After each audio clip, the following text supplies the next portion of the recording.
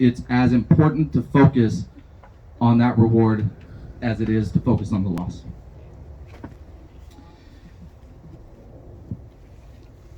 Part of that was a connection that I didn't really know existed until, or I hadn't realized existed in my life until Grandma passed. As my mom mentioned, she passed on my birthday, and that weekend we had a family trip planned where we were going to go out. My dad and my sister and my kids, my wife, my mom. We were going to go out to Moon Lake for a nice family weekend. But a few days before that, after texting and talking to my mom and my sister, I found out how grave it was. It was the point that my mom talked about when she realized that it was coming. And after my sister told me that she was going to probably stay, that's when I realized it was about time. It really was about time. And I had to make a decision. Do I go? Do I make memories with my family on my birthday and risk not being there when Grandma passed away? Or do I stay? And I decided to stay, and I don't regret that decision at all. And the reason I don't regret it is because the morning that I went to see Grandma when we left, it was a Friday or Thursday or Friday. Thursday morning. Just before that, I went to the store. I went to the hardware store. And when I was in the hardware store, it was just a gorgeous day. The sun was shining through the windows of Harbor Freight, and it was just beautiful and calm and nice. But when I walked in, I saw this old man struggling. He had it was like a tool in his hand, and he was in the kind of foyer where you walk in and go through the automatic doors, and then you go into the store. And he was over there, he was struggling. He had a tool up in his hand. He was waving. I didn't know what he was doing. I'm trying to figure out what are you doing, old man? And he pointed up. He said, "There's a hummingbird." I was like, "Oh, okay." He's trying to get the hummingbird out.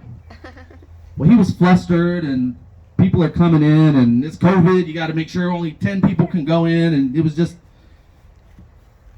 was a whole scene, right? And this old man was flustered, but he had to go help some people. So he went to the checkout stand and was doing his job. All the while, he was just focused on that hummingbird. Kept looking at it, making sure it was okay.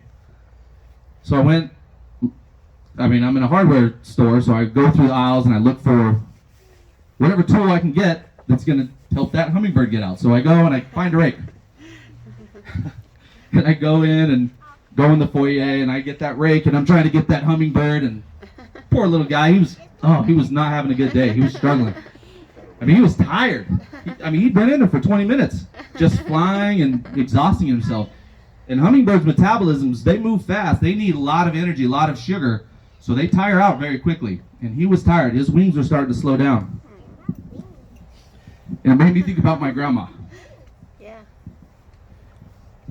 So I'm in there and I'm swiping the rake, and people are standing in line. By that point, the line's really long because only that old man, he's the only one helping. And it's long. People are looking at me like, what's this guy doing? I became a little show. People started talking about it in the line. I can hear him mumbling, this guy's trying to get that hummingbird out of it.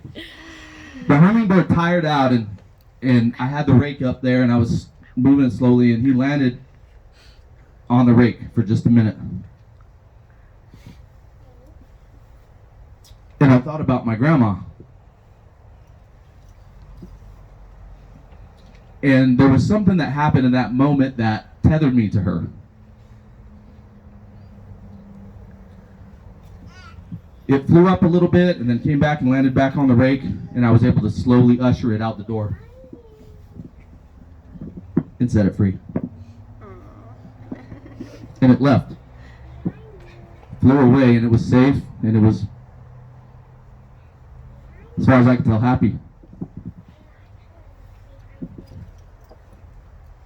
after that day, almost every day, right, babe, there would be some sort of occurrence that a bird would come around. Rose was telling me, look what I got, look what I got from Grandma, and it was a necklace, and we looked at it, and it was a bird. In a cage, yeah. My mom gave my son this damn clock. I did not want the clock. I don't want the clock. Fine, he loved the clock. We gave it. It was a clock of bird calls.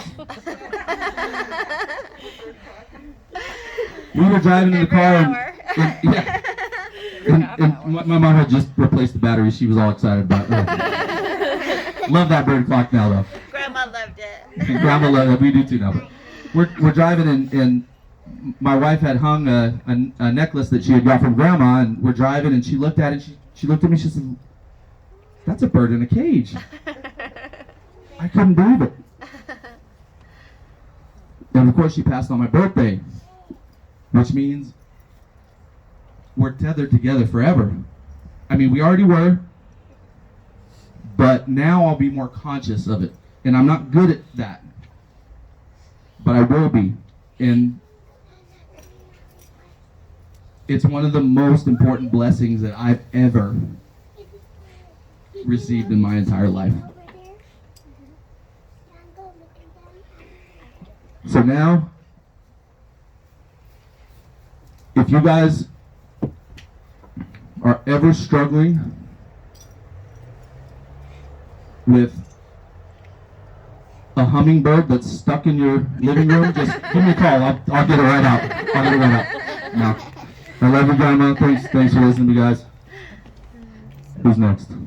I will. I need that Corona shield right about now, Jen. Passing this mic around.